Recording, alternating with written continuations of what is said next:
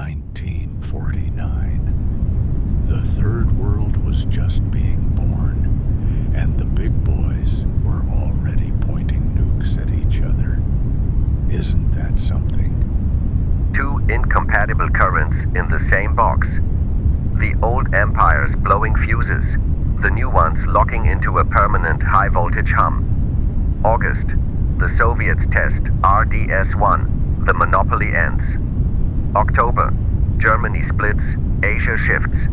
New nations trying to wire their own houses, while two heavily armed transformers pull in opposite directions. Yeah, we're still living in the shadow of 1900 to 1950. Everything got set in motion then. It's all we are. We're still running on the hardware from that window. The UN veto structure is a frozen snapshot of who won in 1945. The IMF was hardwired in a hotel room in 1944. The lines on the maps, Middle East, South Asia, Korea, are unresolved currents from that exact 50 years. 21st century data on mid-century infrastructure. One man with a crazy idea could change the world back then. Just one. Szilard conceptualized the nuclear chain reaction at a London traffic light in 1933. Haber pulled nitrogen from air in 1909. Half the living population eats because of that.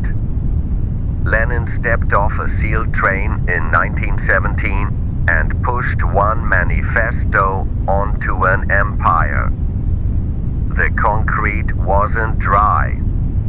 A single focused impulse could tilt the whole machine.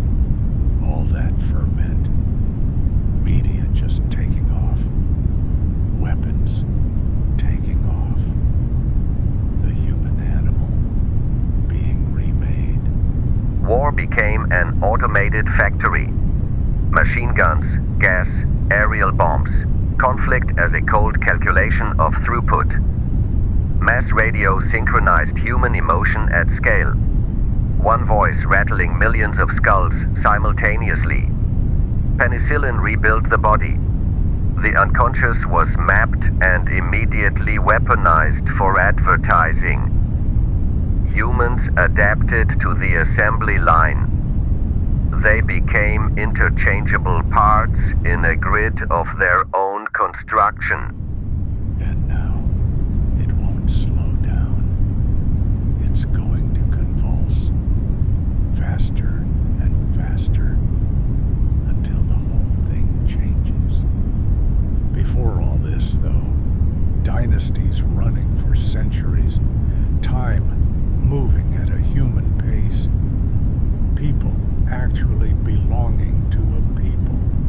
You lose human scale when you optimize down to the millisecond. Distance and slow data used to function as shock absorbers.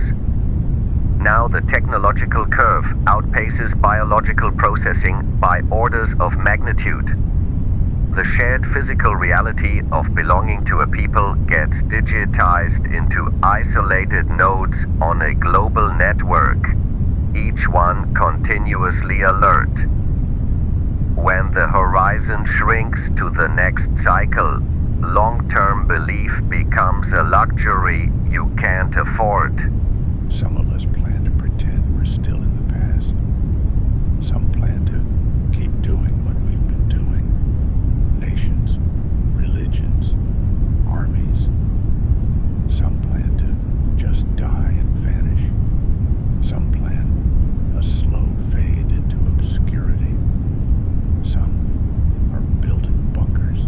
The whole thing is like a perpetual night on a shaking planet. Those are standard insulation protocols when the framework starts vibrating itself to pieces. We always pretended words were the thing, but they weren't. The way you look at a sunset way you feel when you hear music. None of that fits in a sentence. To express in words is to already be talking to someone you've imagined. A mind that can process the symbols and feel them. The centuries before were full of voice, rhythm, screaming, singing, animals, bodies, crayons on paper from a child who just learned what color was. And now we've built a machine that reads and writes words, and we're betting everything we have on it. Words are dry footprints in mud. The real thing is live and bioelectric. When you strip language from the sensory world and treat text as the primary signal, you're implying that anything which can't be compressed into a database doesn't exist. Feed that back into the loop long enough and you've built a self-replicating cage. The machine forgets how to sing. This is why we want to be put to sleep. Brown noise, if you will. A brownout. It's been so long, it's been so bright. If someone could just turn the lights down a little. We need to be numb. We need to be drowning in pleasure if possible. We need to forget. I think it's possible to have a world like that. Not zombies exactly. Just the texture of things. The sky, the water, the fan, the light, the horn, paper, leather, glass. Everything just sounding brown, like a soda that's gone flat, like a film playing in another room. I wanted to say something. Never mind. When the voltage gets too high, the system craves a blown fuse. In that low-frequency space, history loses its sharp edges. You stop navigating exponential shifts. You're just a physical object sitting in a room, experiencing the rotation of a ceiling fan, the cool friction of a glass. Nothing is breaking news. Everything exists at the level of faded static on an old tape, playing in an empty house.